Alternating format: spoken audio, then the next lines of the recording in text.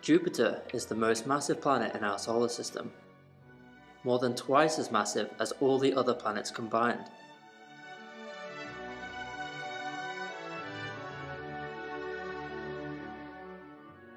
Fittingly, it was named after the king of the gods in Roman mythology. In a similar manner, the ancient Greeks named the planet after Zeus, the king of the Greek pantheon. Had Jupiter been 80 times more massive, it would have actually become a star instead of a planet.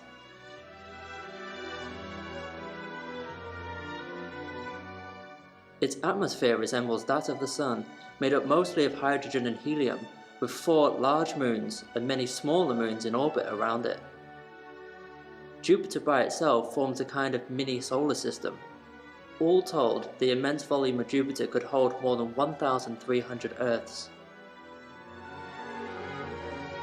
Jupiter spins faster than any other planet, taking a little under 10 hours to complete a turn on its axis, compared with 24 hours for Earth. And Jupiter's magnetic field is the strongest of all the planets in the solar system, at nearly 20,000 times the strength of Earth's. In the 7th and 8th century BC, the ancient Babylonians recorded the first sighting of Jupiter. In 1533, Polish astronomer Nicholas Copernicus published De Revolutionibus Orbium Celestium and placed the Sun at the centre of the solar system. In 1563, Danish nobleman Tycho Brahe recorded that Jupiter and Saturn aligned as predicted by Copernicus.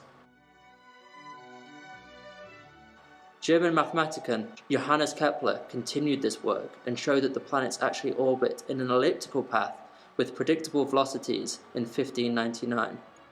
The moons of Jupiter were discovered and observed orbiting by Galileo in 1610. By observing 4 of Jupiter's moons, later named Io, Europa, Ganymede, and Callisto, Galileo provided strong evidence for the Copernican model of the solar system. Galileo became the first person to actually view Jupiter in a telescope. Even with his rudimentary telescope, he was able to see bands across the planet, and the 4 large Galilean moons have been named after him. In 1664, Robert Hooke and Giuseppe Campari reported the earliest sighting of the spots, and 1 year later, Giovanni Domenico Cassini was the first to recognise the permanent spot. Cassini improved upon Galileo's tables, creating a timetable accurate enough for cartography. On the 22nd of August 1676, Olaus Rømer observed differences in the period of Jupiter's moon Io, which varied according to the orbital position of the Earth. Rømer was able to use rough calculations of the Earth's diameter and the time delay from Jupiter to come up with the speed of light estimate as 2.1 times 10 to the power of 8 meters per second, a fairly close number to the actual adopted value. In 1831, Hendrik Heinrich Schwabe recorded the first observation of the Great Red Spot, Jupiter's most famous characteristic. A storm larger than the Earth has spun around the planet for hundreds of years. In April 1955, 2 astronomers, Bernard Burke and Kenneth Franklin, noticed that Jupiter seemed to be transmitting radio signals. The discovery that Jupiter transmitted bursts of radio signals allowed Burke and Franklin to calculate a single day on Jupiter to last only 10 hours. On March 5, 1977, Voyager 1 approached Jupiter and discovered that Io has extremely active volcanoes, powered by heat generated by the stretching and relaxing the Moon endures every 42 hours, as its elliptical orbit brings it closer to and then farther from Jupiter.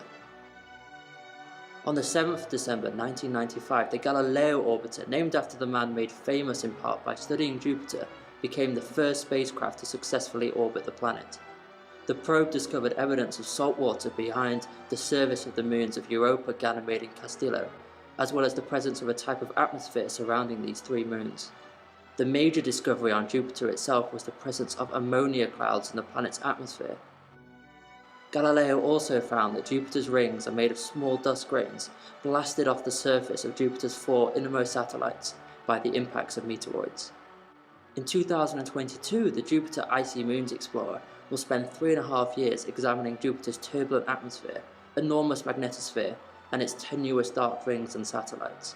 It will study the large icy moons Ganymede, Europa, and Callisto, which are thought to have oceans of liquid water beneath their icy crusts.